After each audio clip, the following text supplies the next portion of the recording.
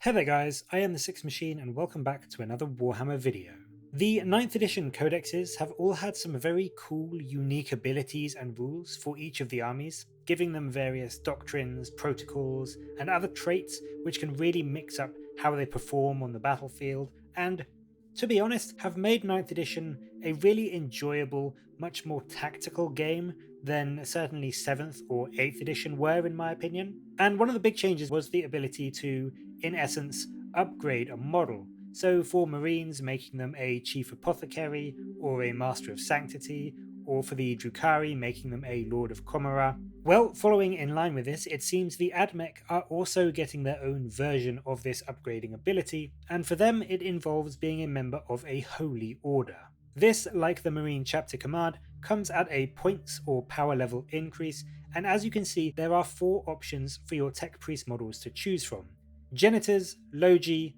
Magi, and Artisans. And what these seem to do is provide 2 unique skills which allow you to affect your army in various ways. The first of these skills allows you to lower command point costs of various stratagems, with presumably each order affecting a different type of stratagem. The article states that the one they show off, the Magi, are able to reduce the cost of epic deed stratagems, and as you can see, it states that once per battle, you can use this ability to reduce the CP cost of an epic deed stratagem by 1 CP for that use of it. So it will be well worth it, I think, to look at the stratagems in this book when it comes out and figuring which other ones, or which one in particular, is going to be the one that you are almost certain to use and one that you are really going to need to make use of, and then possibly being able to tailor your Tech Priest to that Holy Order in order to make it even more efficient if it is going to be one that is going to be a huge boost to you,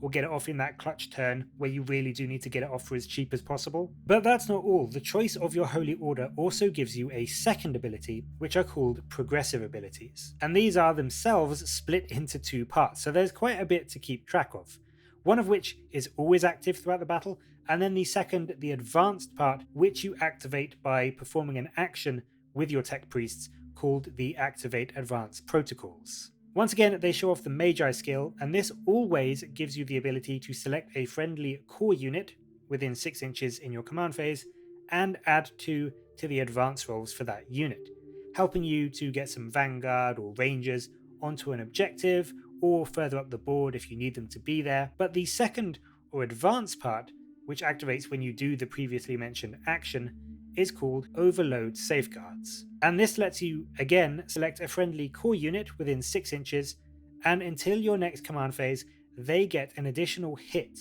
when they make an unmodified roll of 6 to hit with a ranged attack, which is a really hugely potent damage increase, especially if you tie it in with some of the various canticles and Forge World traits that we've seen over the last few days, turning armies like the Mars Gunline into a truly terrifying prospect. It's also worth bearing in mind that these 2 abilities for the Magi order that they've shown off are the second most expensive at a 30-point upgrade. But honestly, I think for 30 points, paying to have that once per game reduce a stratagem cost by 1 CP, and being able to buff 2 inches to a unit's advance all the time, and then potentially being able to get additional hits on 6s if you choose to do the action,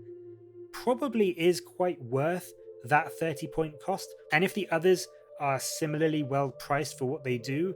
could make this a very welcome way to boost your Tech Priests in your Admech army. They also show off the second part for one of the other Holy Orders, the Artisans, which is called Fabrications of the Artisans, and the initial part allows you to select a friendly core or Cataphron Servitors unit within 6 inches, and it can still charge and shoot even if it fell back, albeit at a -1 to hit penalty,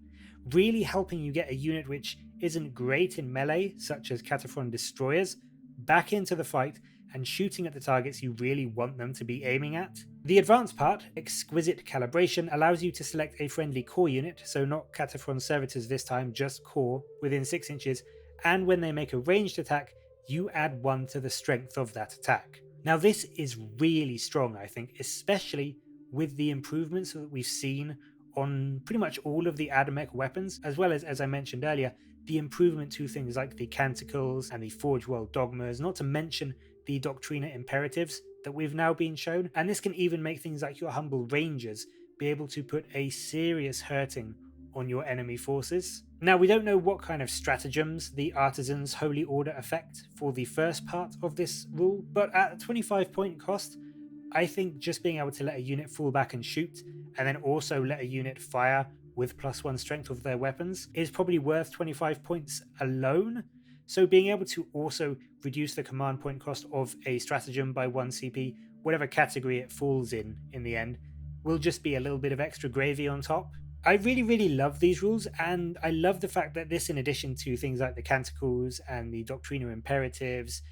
they've really started to make the Ad-mech feel like a huge machine, and each separate rule and ability is a small cog, which all comes together to make the whole force work in an incredibly strong way. It feels really powerful and also really fluffy. So I am honestly super excited to see the full codex release over the next few days. But what do you think of these Holy Order abilities, and which of the two we've been shown so far do you think is the best? Let me know in the comments below, and as always, thank you very much for watching. Please do like and subscribe for more Warhammer content from me, but until next time, I will catch you later, guys.